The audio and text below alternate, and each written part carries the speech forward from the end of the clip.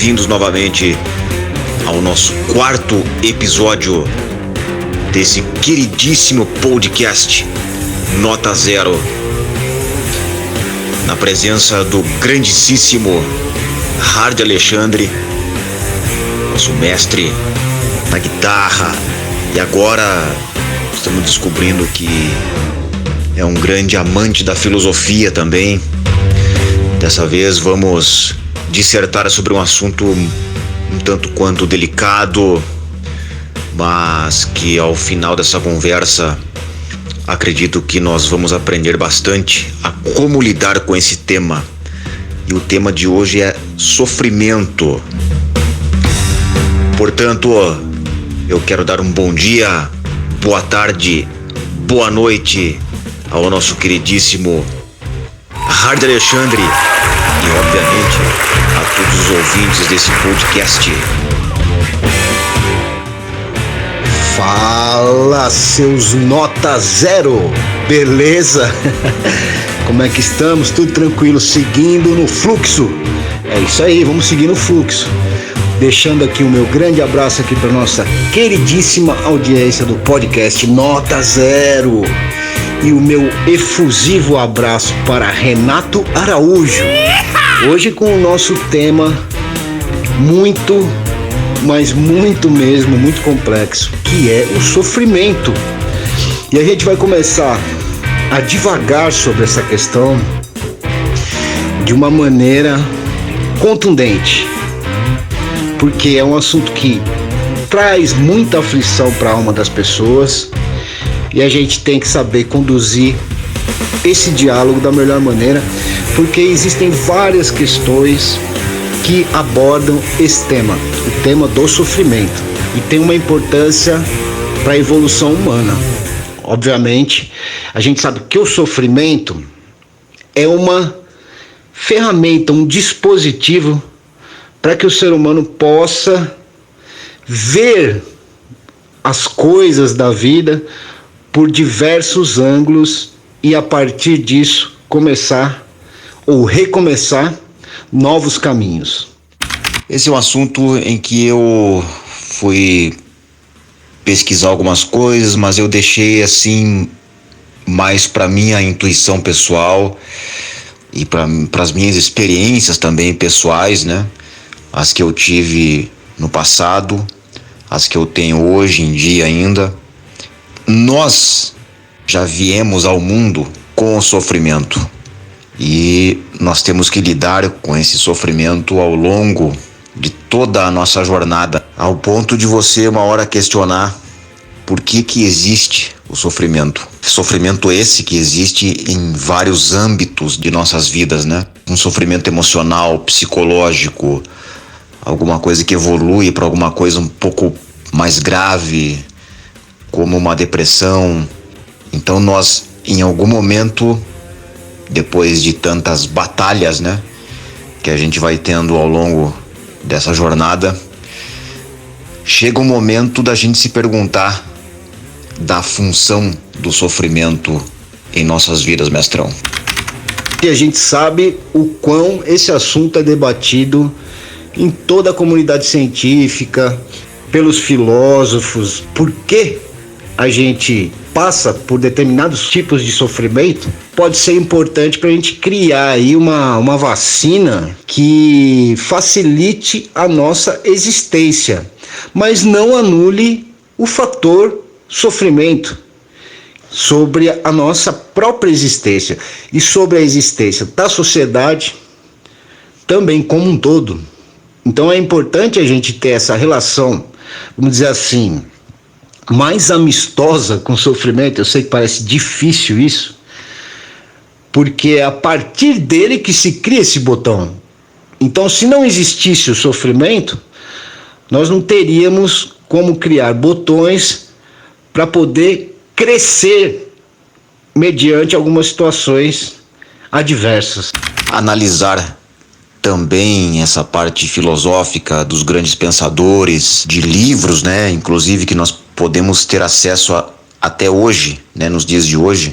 Eu diria que uma parte da filosofia ela foi impulsionada pelo sofrimento, ou seja, por questões que estavam angustiando aquelas pessoas na época e que algum pensador pegava aquele sentimento coletivo, que eu acredito sempre são angústias praticamente as mesmas, né?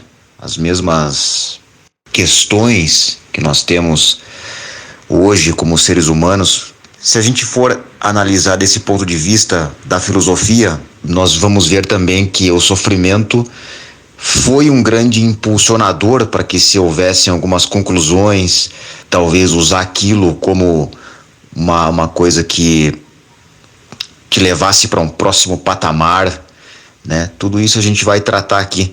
Mas o que você acha disso, mestra? Você acredita que a filosofia ou parte dela pode ter nascido também desse sofrimento, ou dessa angústia, ou dessas questões existenciais? Na verdade, essa reflexão que você fez é filosófica, Renatão. E isso é que é importante. Como você já disse, o sofrimento ele veio junto, né? Veio de brinde nas emoções humanas, junto à nossa existência, para a gente poder vivenciar, experimentar essas sensações e ter, às vezes, algum tipo de reflexão em cima disso. Se você pegar a palavra filosofia, você vê que é da origem grega e significa amor à sabedoria. Então, a partir dessa conotação, né, a gente já percebe que o interesse por coisas ou fatores humanos, emocionais, que levaram a humanidade a tentar fazer uma imersão nesse tema para poder diluir isso melhor, ou digerir isso melhor na sua existência. Assim, aprendendo a lidar com algumas sensações que muitos de nós passamos, né? Assim como você disse, e existe aí uma conexão entre os humanos com relação ao sofrimento. Você pega a parte da evolução humana e o sofrimento ele vai ter que estar presente lá, porque dentro das passagens, né, individuais de cada ser humano, a gente vê algumas coisas em comum após, né, o sofrimento. Cria um aprendizado e crescimento pessoal a partir de algum ponto de sofrimento. Tem pessoas que geram algum tipo de motivação para mudar, né, o comportamento. A gente também vê que as pessoas acabam, depois de um evento de sofrimento, criando uma empatia maior, né, e uma conexão humana na sociedade. E isso tudo é um reflexo que vai desembocar ali na evolução cultural e social da sociedade como um todo. Então você vê o quão é importante essa sensação que as pessoas passam e comentam e debatem por milênios na nossa existência como humano. Às vezes as pessoas só deixam passar batido a questão que o sofrimento ele não tem que ser perpetuado, né? O sofrimento é uma sensação que não é desejável, porém ela tem que existir, que o objetivo é minimizar o sofrimento para tentar trazer um bem-estar social e individual. Tirar algum tipo de ensinamento daquele recado que o sofrimento está te dando para você tentar melhorar como ser humano e crescer. Nós nunca estamos assim exatamente preparados para o sofrimento, né? E essa é uma visão muito bacana, a de quando o sofrimento vem, a gente poder tentar fazer uma reflexão do porquê aquilo está acontecendo, e certamente que tudo isso é uma coisa muito individual. Cada um no seu ambiente particular tem suas dificuldades, suas necessidades, né?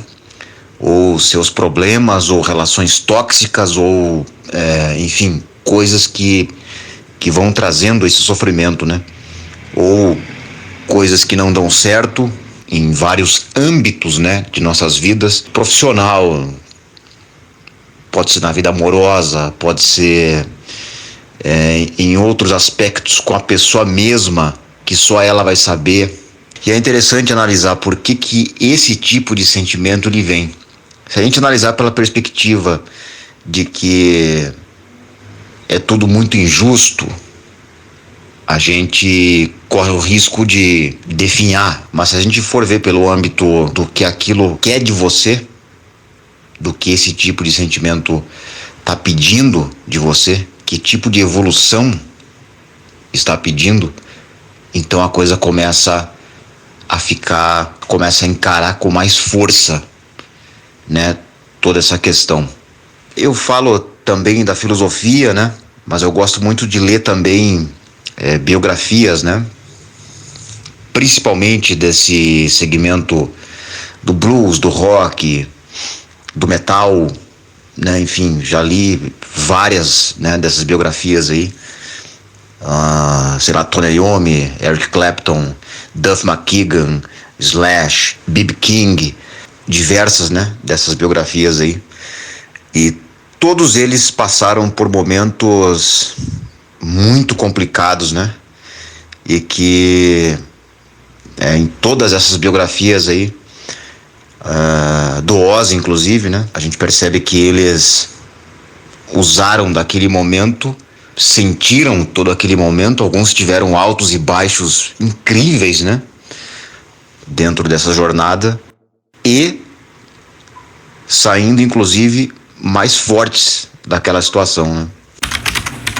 E quando você traz isso, essa pesquisa, né, sobre artistas, pessoas famosas que passaram diversos problemas, sem dúvida nenhuma vivenciaram o sofrimento, você vê que a conexão humana ela é inerente, porque pode ser um artista famoso que tenha tido uma vida, vamos dizer assim, bem sucedida, como pode ser uma pessoa comum que também tem que encarar os mesmos problemas, porque a gente vê aqui que são eventos, né? Sofrimento, por exemplo, eventos traumáticos, doenças, coisas que todos nós, seres humanos, temos passado durante o período existencial, né, da nossa espécie.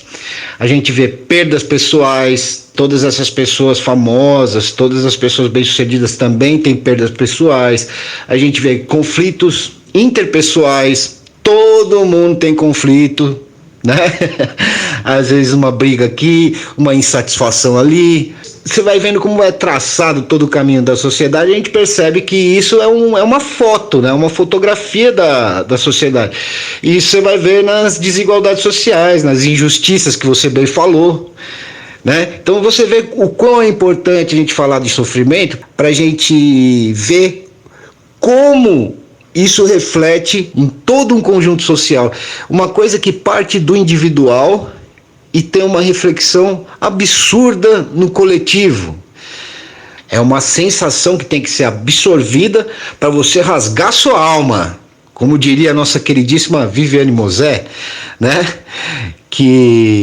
Porque quando você está introjetando aquilo dentro de você, o seu corpo ele vai ter que estar pronto para extravasar, para se libertar. E a partir dessa liberdade, dessa forma reflexiva e muitas vezes sentimental, que a nossa alma consegue um espaço maior, portanto consegue enxergar mais coisas por diversos ângulos diferentes. Sabe, eu falei dessas biografias porque eu conversei em off com você já algumas vezes, né? E a música tem um papel também, acho que em nossas vidas, né? Um papel de fuga também, né?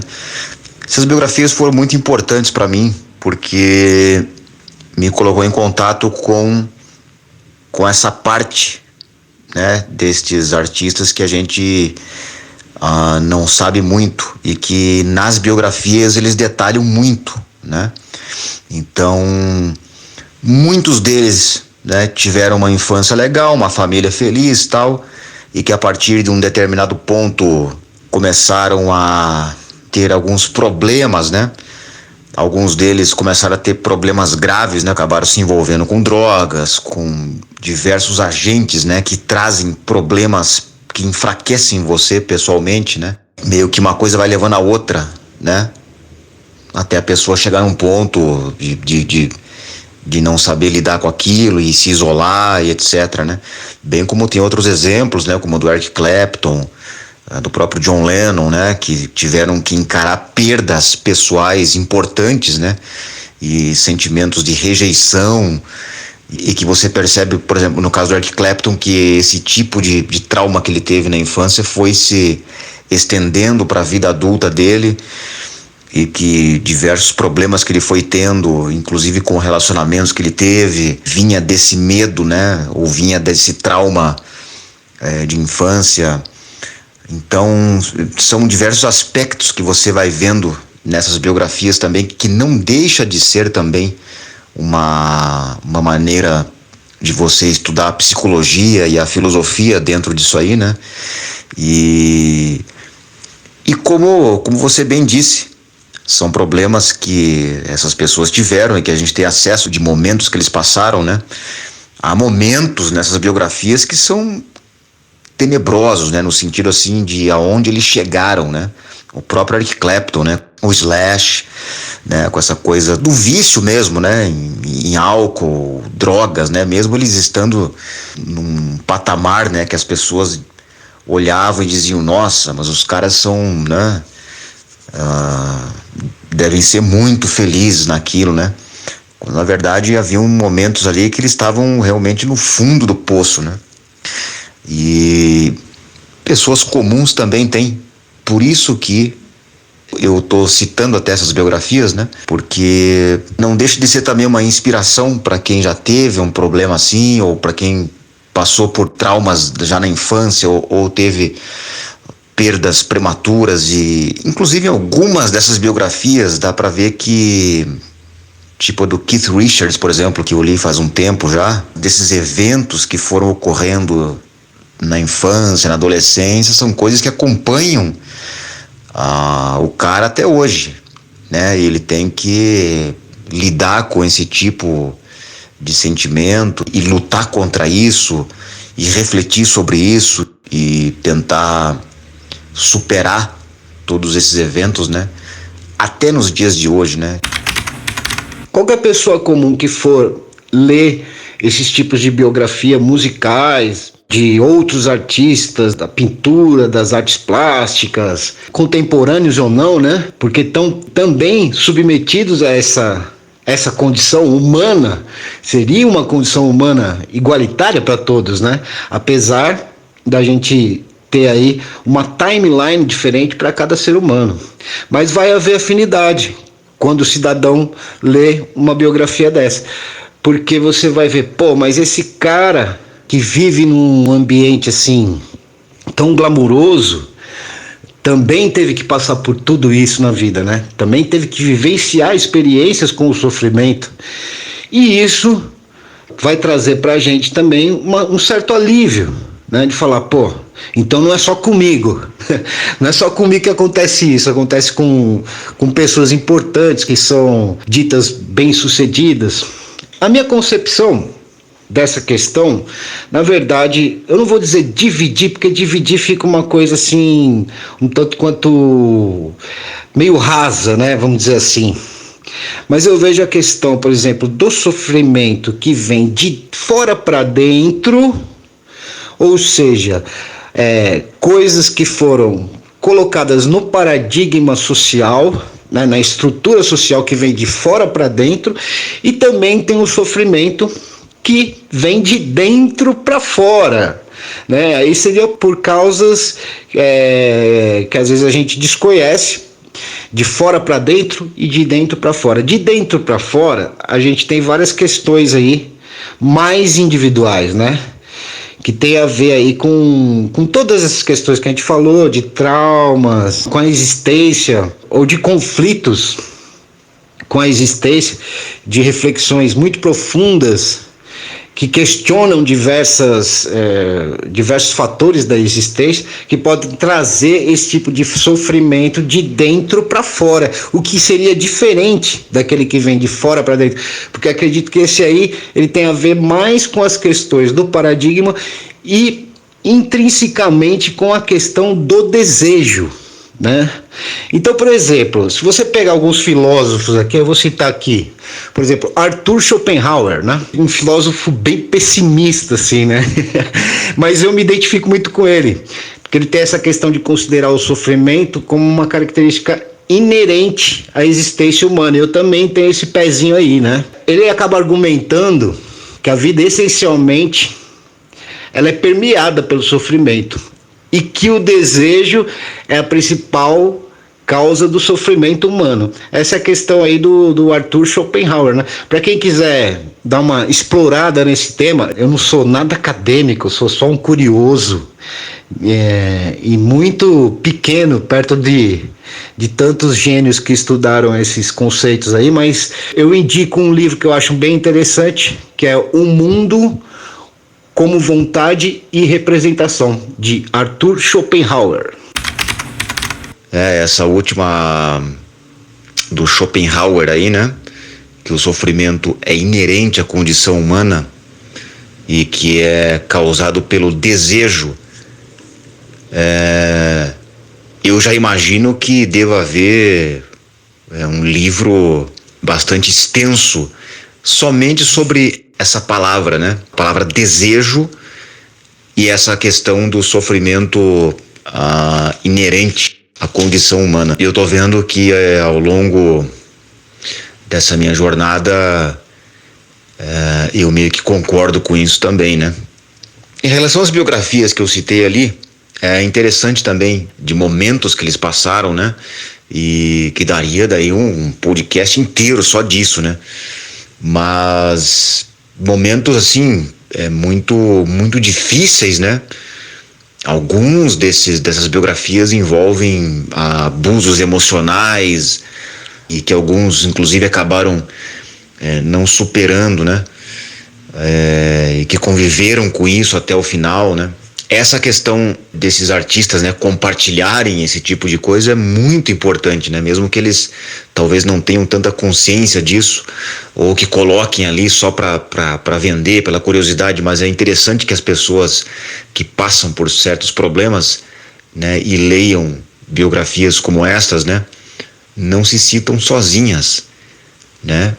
Não se sintam tão para baixo, né? Afinal de contas, estamos lendo alguém que, dentro desse paradigma que você disse, né, externo, é muito bem visto, etc., mas que também tem os seus problemas e que também usou da arte também para tentar superar ou como uma fuga também, né? Dentro disso, eu digo também que essa questão especificamente que você citou, né, dos artistas, independente deles serem contemporâneos ou do passado, ou sejam músicos, ou sejam pintores, e a gente tem diversas também histórias, né, inclusive algumas bastante dramáticas envolvendo alguns desses nomes, né. É só um adendo que eu vou fazer aqui, né.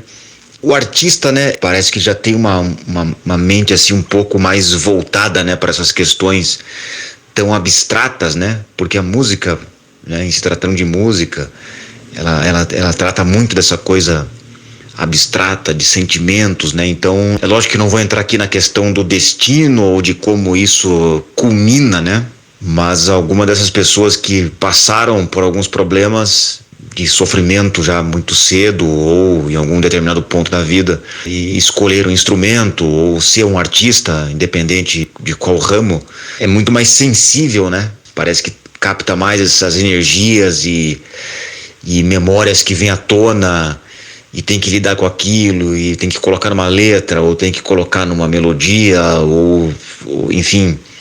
Em relação ao lance do paradigma social, eu acho que é fácil detectar, né?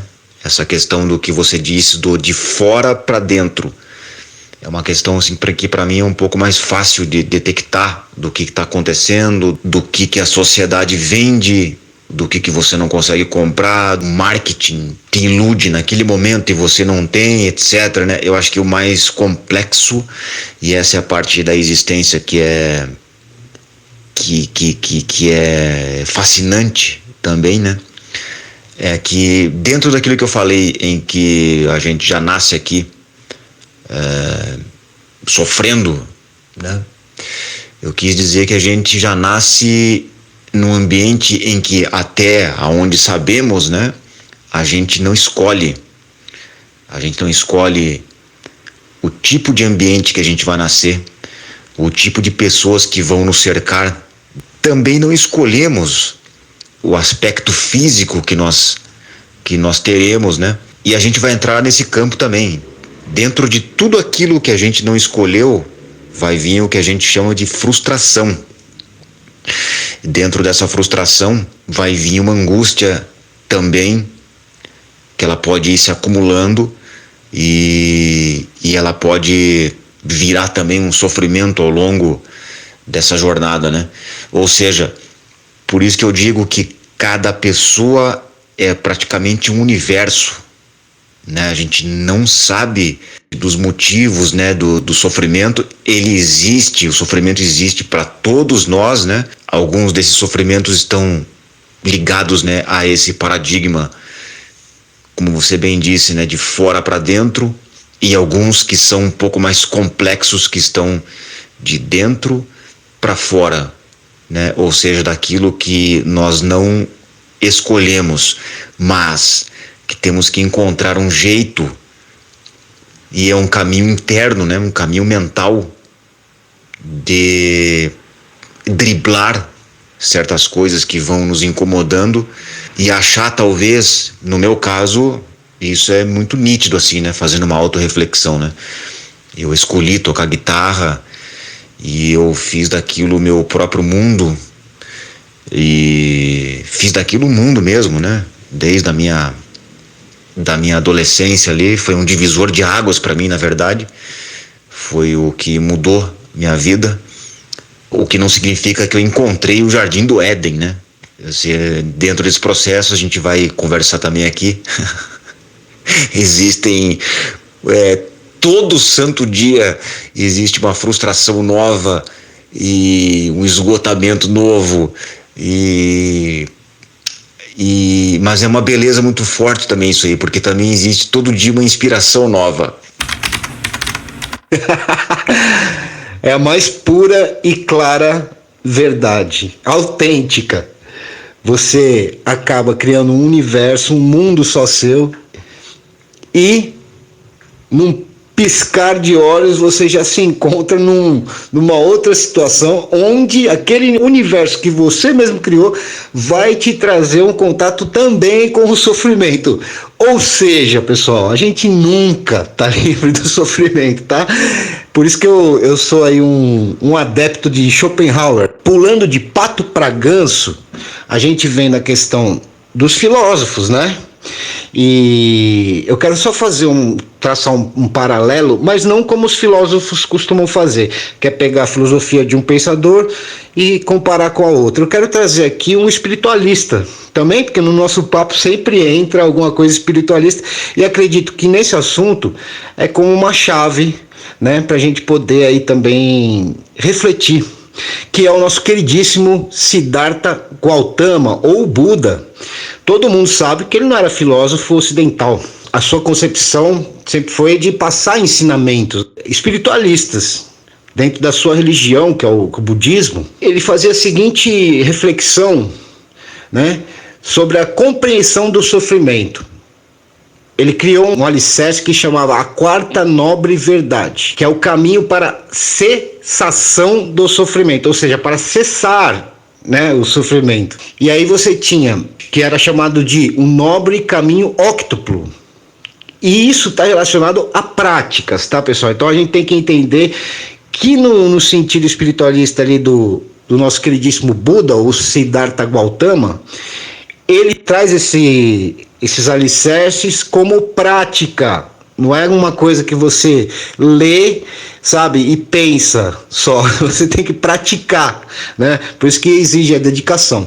Está pedindo para as pessoas, né, fazerem a prática sobre o entendimento correto, isso é um ponto, a intenção correta e o desenvolvimento da compaixão e do desapego, tá? Então isso aí, Buda criou, traçou esse caminho como prática para que as pessoas pudessem aí ter um maior entendimento sobre o sofrimento e assim ela conseguiria, obviamente, caminhar melhor, né, na sua existência humana. O que diria, totalmente diferente do Schopenhauer, que ele já traça a linha de que é característica inerente à existência humana, né? Então, ou seja, pode fazer tudo que você quiser, que sempre vai ter lá uma ponta de sofrimento, assim como você retratou, você criando o seu próprio universo, você ainda assim acha, né, condições favoráveis para o sofrimento, né, Natão?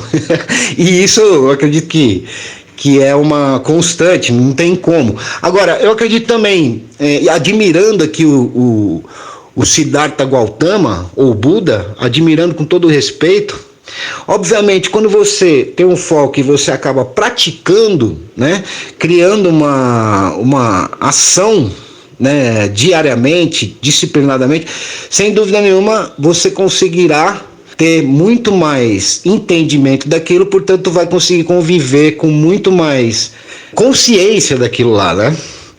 E sobre os artistas que você falou, eu acho que tem tudo a ver, porque o artista realmente ele é muito mais sensível, né?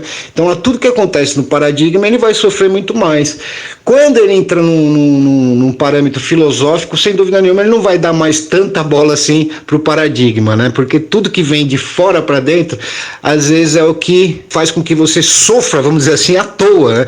Porque na minha concepção, eu acredito que o mais importante, eu acho, para a existência individual de cada ser humano é aquela coisa que você vai filtrar de dentro para fora, né?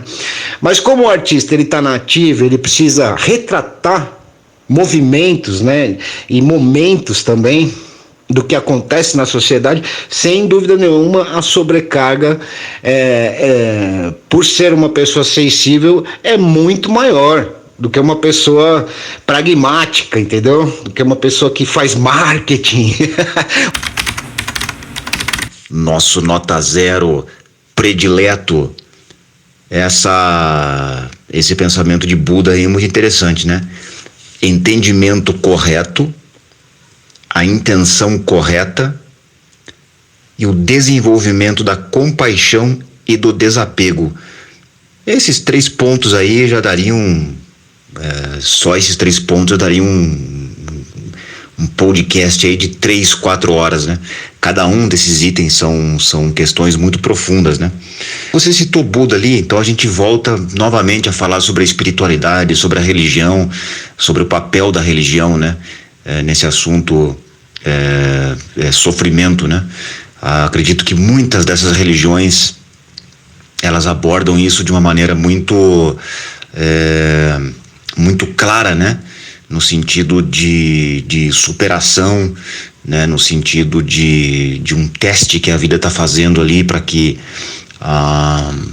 você siga em frente, né? A religião católica, por exemplo, que é o que a gente mais tem contato aqui, né? No nosso mundo ocidental ou no nosso país aqui, ela não lidou com o sofrimento de uma maneira muito bacana, né? Porque colocando todos como iguais, você jamais vai saber exatamente o problema que uma pessoa tem. Como eu disse anteriormente, né? Cada pessoa é um universo, né? Então eu enxergo que muitas dessas religiões acabaram usando até o sofrimento como uma forma de opressão. Elas acabaram, ao invés de ajudar, elas acabaram até atrapalhando em diversos momentos, né? Até a chegada dessa ciência maior, né? Da psicologia e de estudos, né? Envolvendo a alma humana, né? Muitas dessas religiões colocavam as pessoas como se fosse uma manada, ou seja, como se todo mundo fosse igual e como se os problemas ali tivessem a ver apenas com a questão da relação deles com a relação igreja, né? Eu acho que isso foi muito nocivo, né?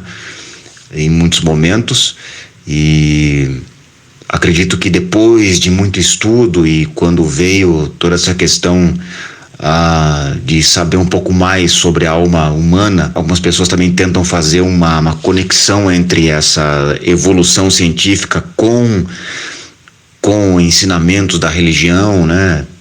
A gente está falando aqui mais da religião ocidental aqui, com os ensinamentos lá de Cristo, por exemplo, e tentando trazer uma abordagem mais positiva do que foi, né? E do que em muitos momentos tristemente ainda é, ou seja, usar a pessoa já em estado de sofrimento, colocar um peso maior nos ombros delas, né? Sem saber do universo que cada uma tem ali. Então é mais um ponto controverso aí da religião. Ponto controverso, não estou dizendo que esta é a definição da religião, estou dizendo que é um ponto controverso, né? Em muitos momentos da história, eu repito aqui, foi usada de maneira muito errada. Eu acho bem claro a intenção de alguns líderes assim religiosos, pelo fator simples e pela convicção que eu acho que eles possuem, não estou dizendo todos, mas talvez uma grande maioria, de enxergar esse vazio que é como a criatura lida com o sofrimento de dentro para fora.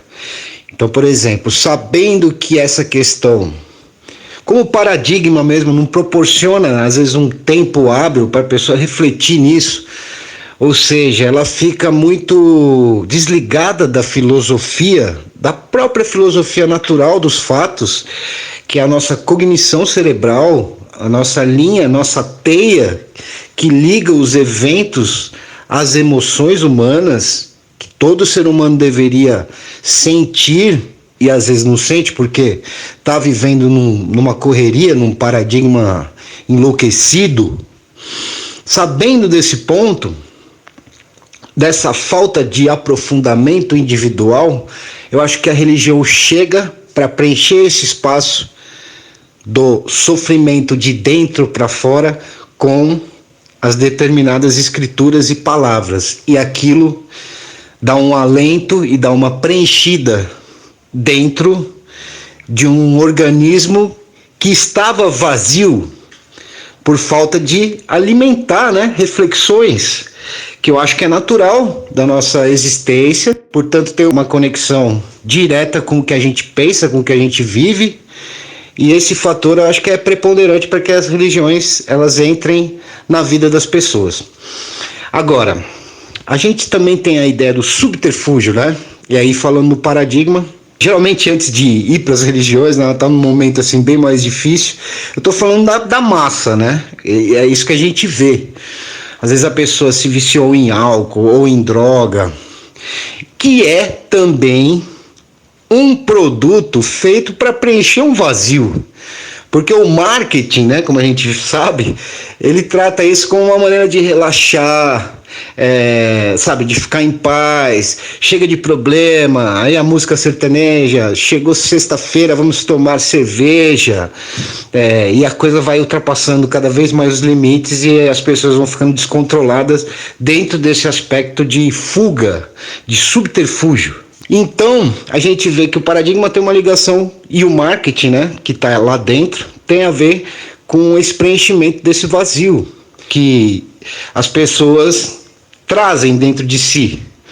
E isso é uma questão que a gente tem que levar em conta, porque se você quer fugir do sofrimento, geralmente você usa um remédio, né? E esse remédio aí pode ser, de repente, o álcool, pode ser uma droga, ou qualquer outro tipo de de coisa inventada pelo paradigma, te dizendo que aquilo vai te deixar em paz e te relaxar, e a gente sabe que é o contrário disso. Aquilo vai te levar para um caminho bem pior, até uma depressão e muitas vezes até o suicídio, dependendo do vazio que essa pessoa carregava.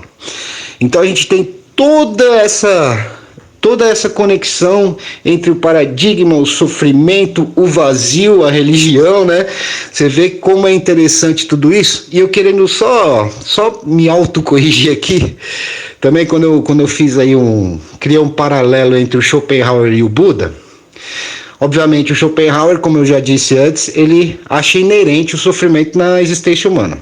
O Buda acha que com práticas adequadas a gente pode compreender isso e com a disciplina ter uma convivência ao ponto de cessar o sofrimento. Mas aí eu consigo enxergar aqui, no último ponto aqui do Buda, que ele fala do desapego. E o Schopenhauer, ele faz uma alusão ao desejo, né? Então a gente cria aí um laço entre os dois pensamentos também, porque o desapego também tem a ver com o desejo. O desejo do Schopenhauer é o vilão da história, né? É o vilão do sofrimento, porque o sofrimento na concepção dele vem atrelado ao desejo, né? Então se você pega a linha do Siddhartha, você vê que realmente ele trata do desapego. E acredito que o desapego seja um desapego carnal, né? A tudo e a todos, na verdade, porque você precisa daquele momento para se autoconhecer, primeiramente, né? Então, para você fazer isso, você precisa de desapego.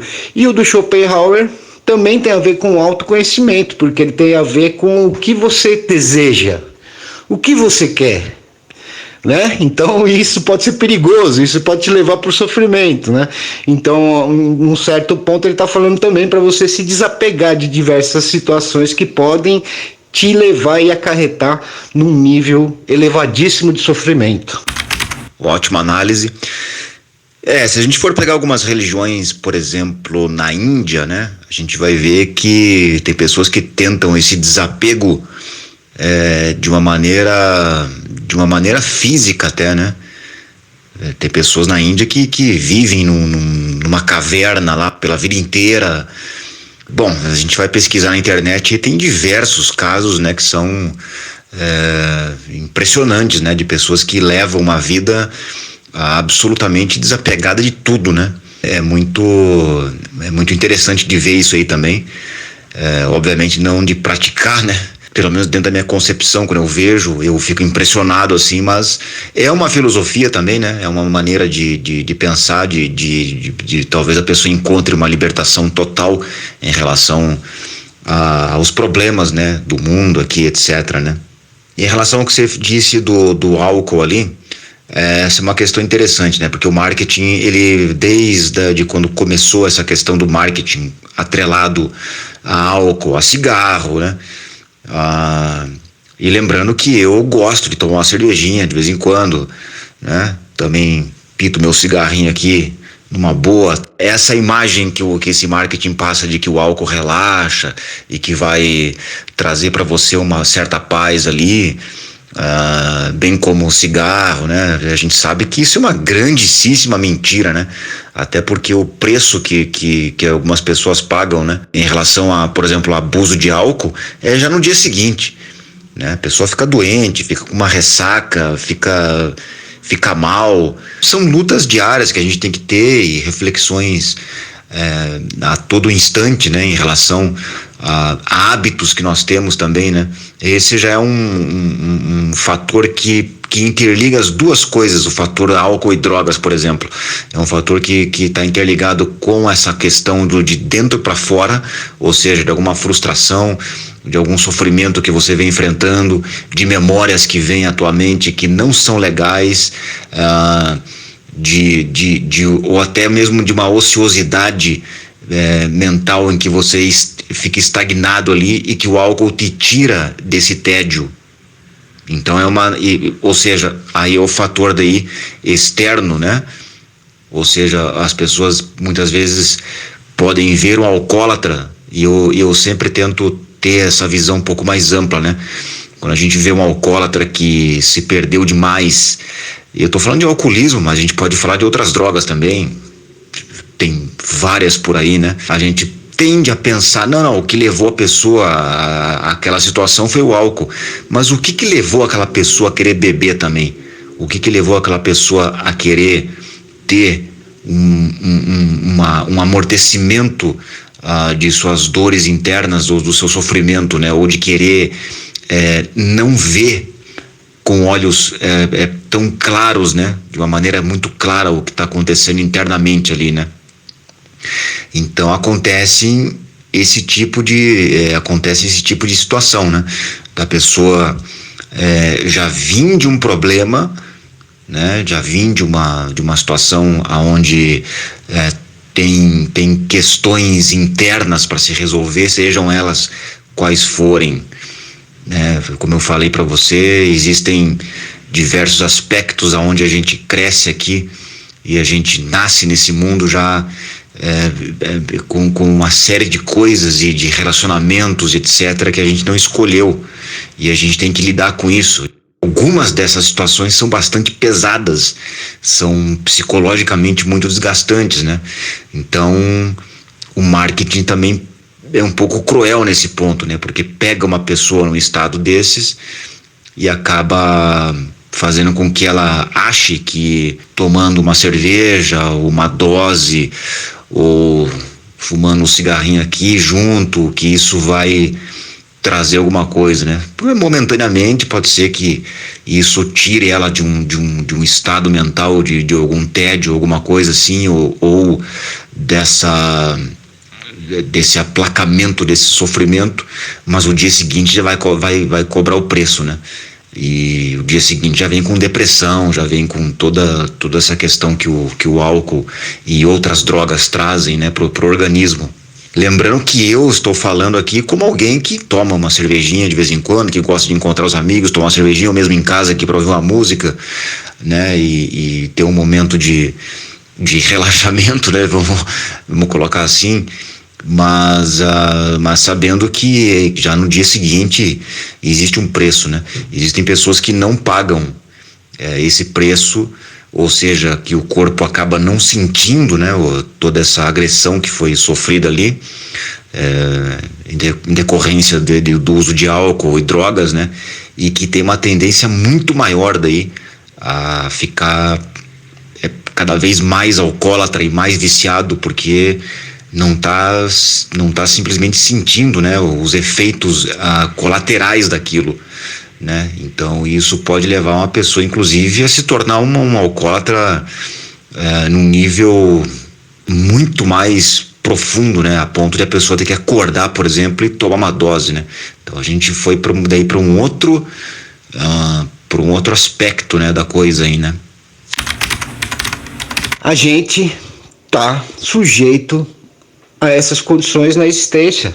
Então qualquer ser humano pode se envolver com álcool, pode se envolver com droga, e isso, sem dúvida nenhuma, é perigoso. A gente sabe.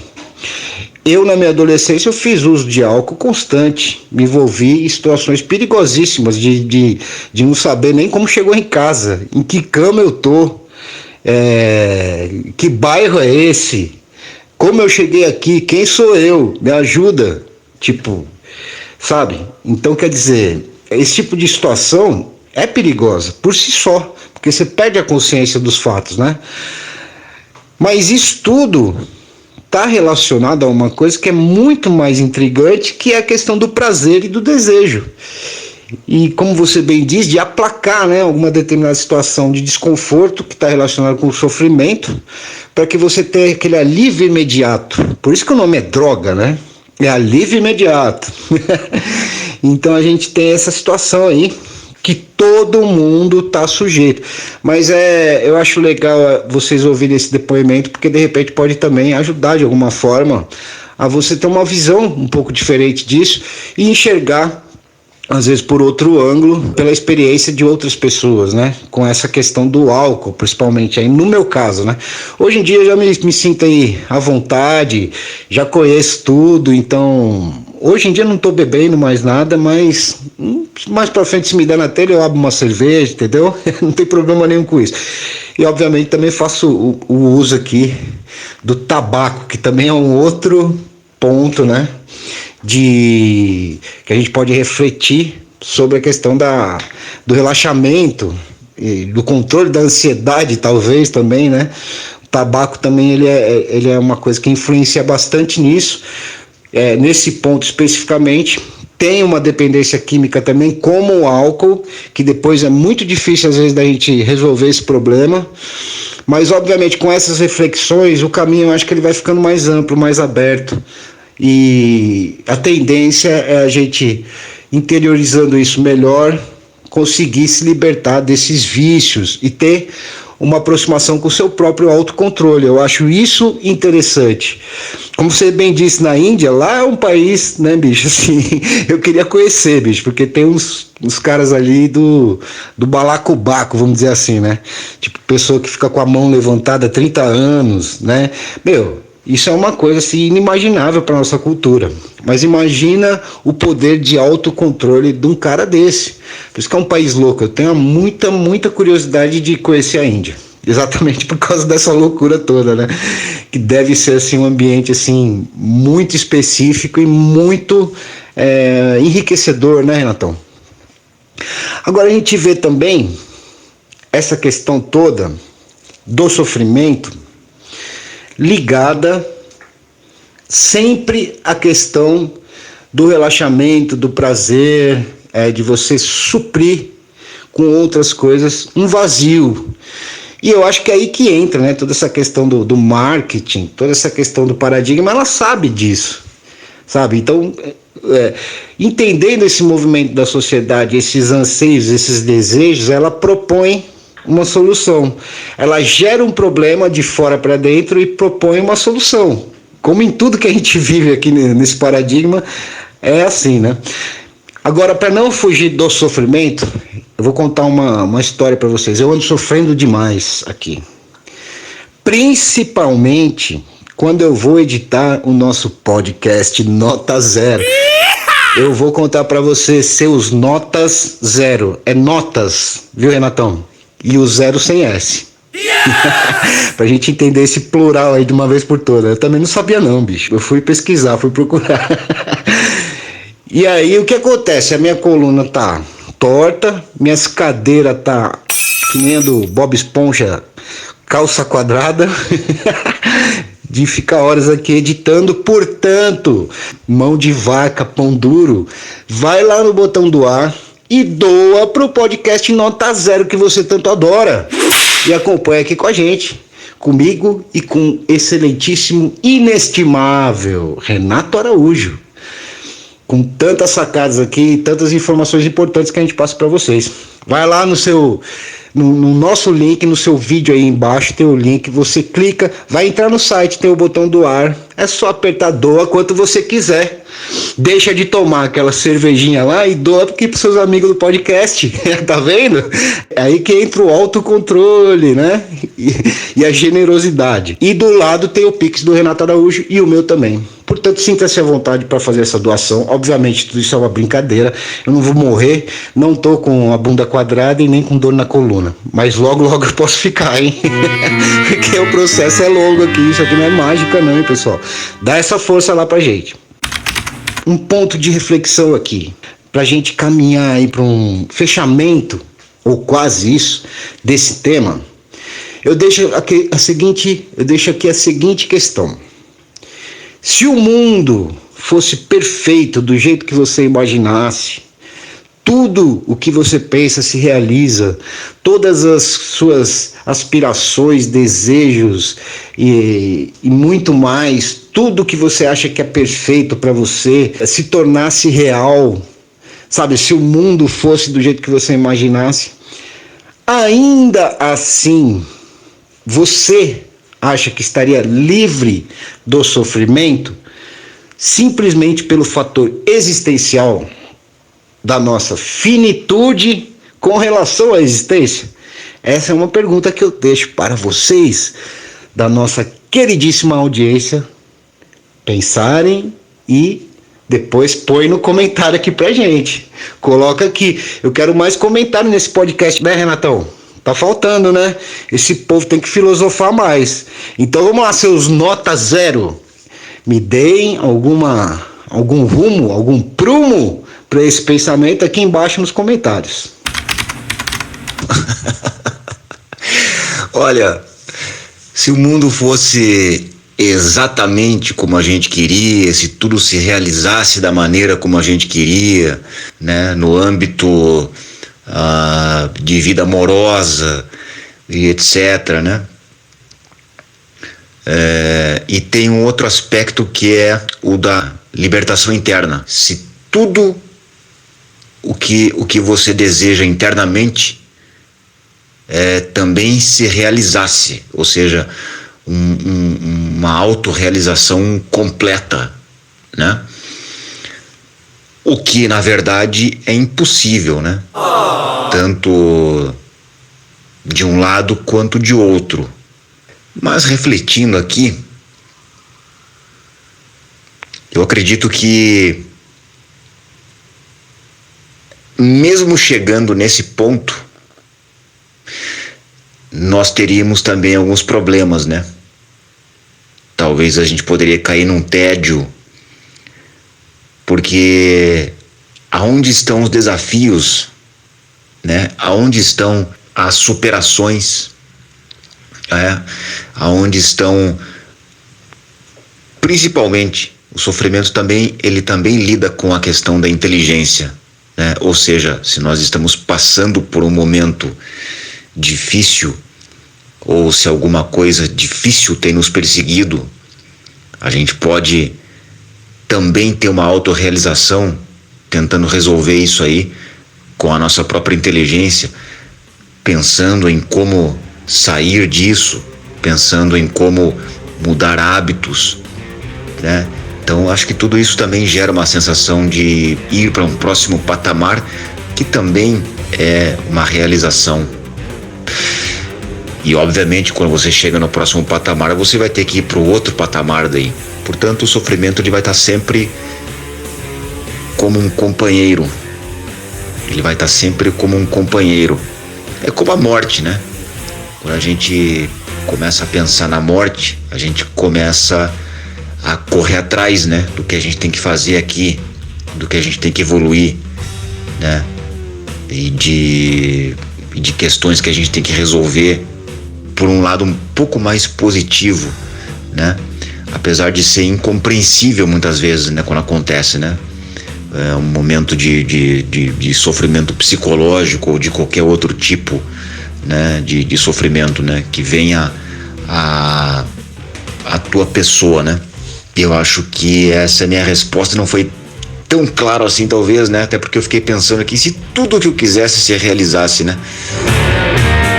Seria interessante também, mas também tiraria o fator da luta interna, das potencialidades de inteligência que nós temos, né, para buscar soluções, né?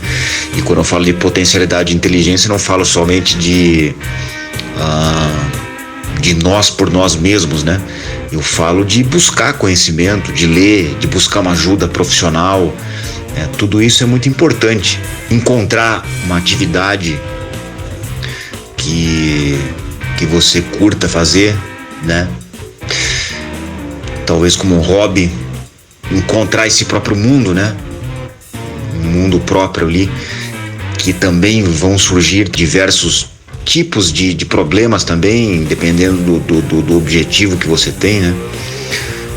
Basicamente essa foi a minha resposta, mestrão. Não sei se eu respondi tão bem assim, mas é uma reflexão bastante profunda, né?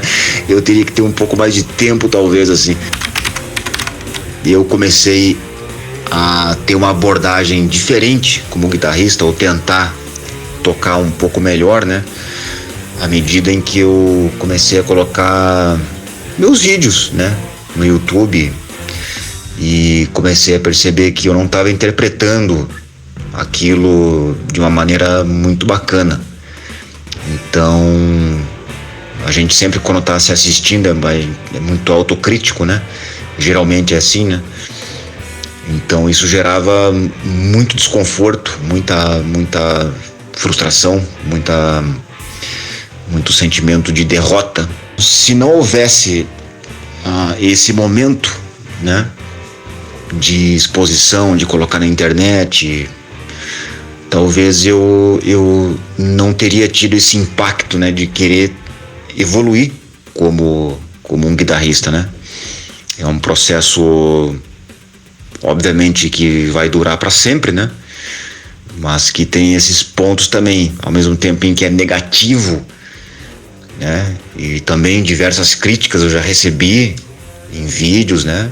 Comecei tocando música própria, né? Então eu ficava muito naquele mundo, né? Então quando eu comecei a abrir minha mente para interpretar outras coisas, a gente percebe que existem outras nuances. Então, sem dúvidas que esses momentos de eu me assistir tocando, por exemplo, e não gostar daquilo, né, me fez sofrer também, e me fez sofrer mais ainda, porque daí eu comecei a buscar, né, mais ainda a melhorar e detalhes, né, em que eu tenho que dar um tempo, tomar uma água, retornar de novo.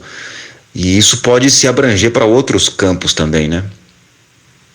Pode se abranger para outros aspectos, né, que geram frustração, que geram esse sofrimento, né, de você pensar, né, o que aquele sofrimento quer de você, né? O que aquele sofrimento tá pedindo, né? Muitas vezes é um sofrimento que tá pedindo para que você saia do ambiente que você frequenta. Na verdade, talvez seja um ambiente cheio de pessoas que não são legais, cara, que são pessoas tóxicas ali. Seja um sofrimento que esteja pedindo para você mudar de ares, seja um sofrimento que esteja pedindo para você desenvolver muito mais a tua potencialidade, né? Porque a gente pode cair numa zona de conforto e ficar ali. Então, muitas vezes esses tipos de sofrimento e etc, ou para você mudar de hábitos, pode ser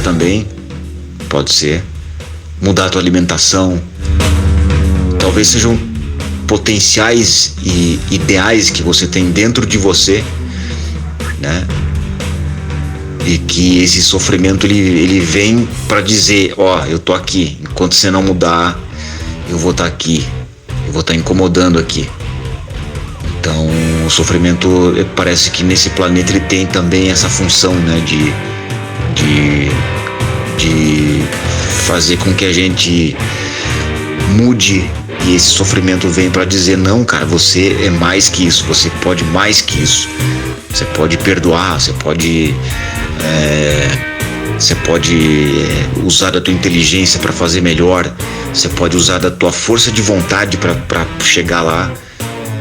E basicamente é isso, mestrão. Essa busca que você fez particular dentro da sua existência, Renatão, com relação à questão da sua experiência musical, é um grande exemplo. Tratando agora um pouco da forma que você também trouxe a questão do mundo perfeito para cada um, né? A gente cria vários impasses. Esses impasses, eles são individuais, porque o mundo perfeito de cada um já é diferente. Certo? Então a gente já tem vários impasses aí. E a questão que você diluiu aí pra gente, né? É como trazer para a questão da resolução de algum problema uma condição em que você lide com o sofrimento e possa contrapor esse sofrimento com atitudes que vão fortalecer a sua conduta profissional mediante a música, aí no seu caso, e vão fazer com que você acelere um processo de aprimoramento dentro daquele processo que está te causando um sofrimento. Então é muito interessante isso, porque isso é uma visão geralmente de uma pessoa que já está conectada com a autocrítica e com a humildade, né? A gente não pode esquecer que tem pessoas que também não estão ligadas ainda à autocrítica e à humildade. Então, quando você já tem essas duas ferramentas e recebe esse sofrimento, que no seu modo de ver, pelo que eu entendi, é um problema pode te trazer um sofrimento, você recebe aquilo com autocrítica pessoal e humildade para tentar resolver aquilo lá, né? Então isso é muito interessante, né? E eu acho que é uma ferramenta assim espetacular para você usar na frente de um problema. A gente caminhou muito bem nesse debate aqui, nesse diálogo, até muito mais do que um debate, né?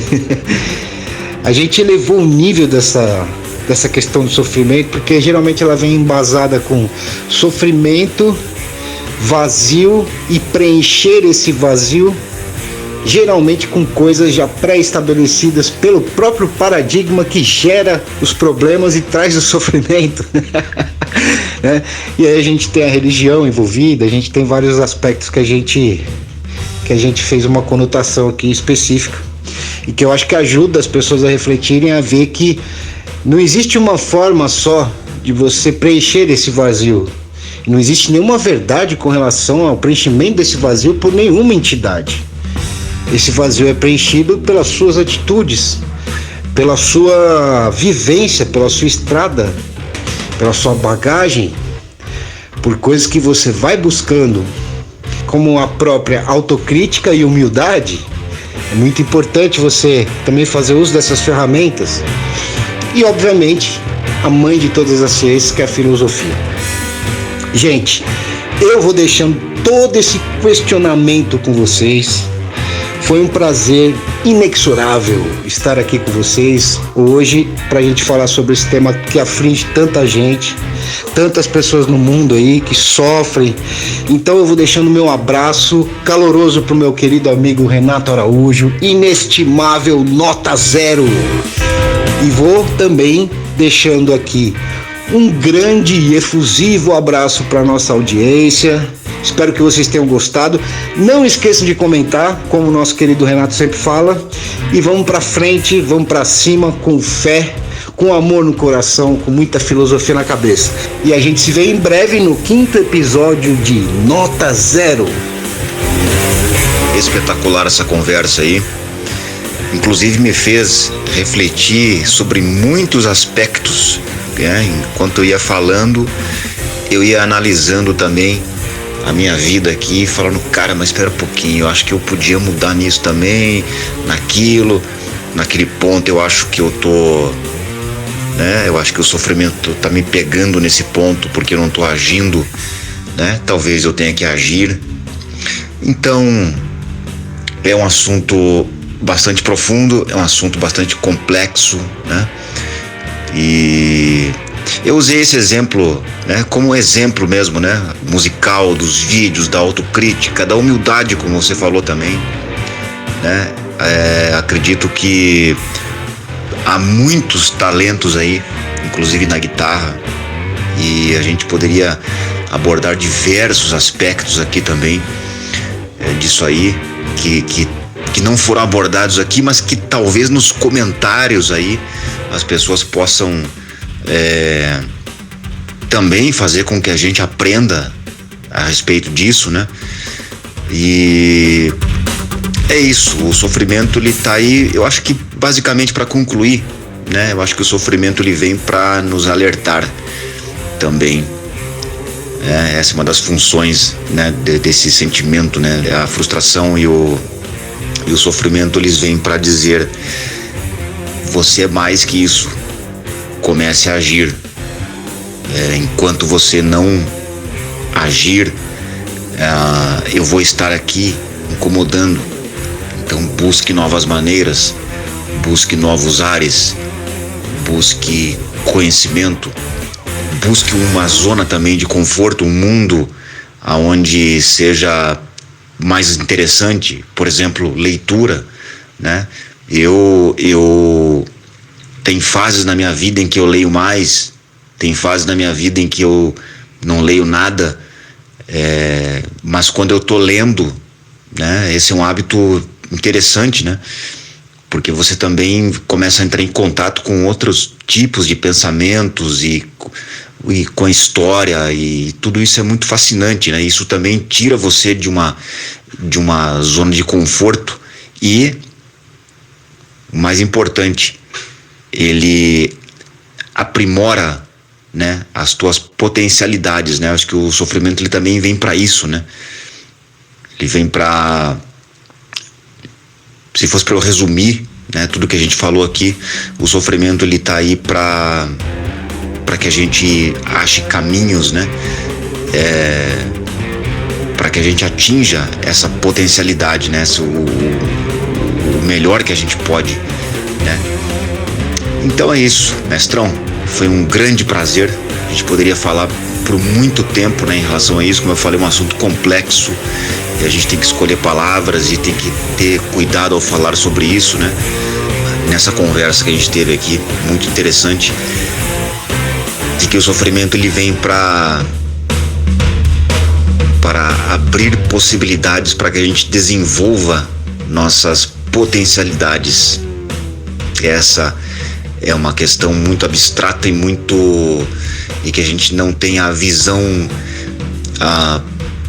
total, né, para ver o porquê de certas coisas, né? Mas eu acredito nisso.